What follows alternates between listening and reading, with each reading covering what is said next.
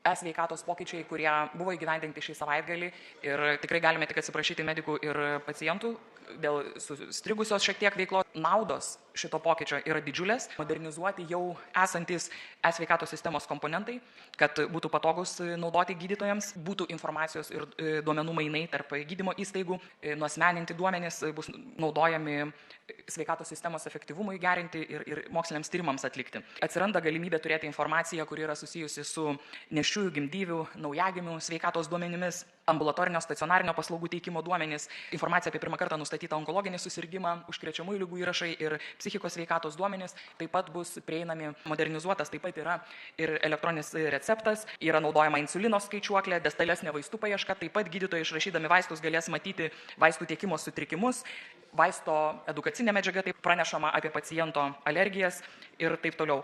Tampa funkcionalesnė ir pavasarį jau mūsų paleista mobilioji e-sveikatos aplikacija.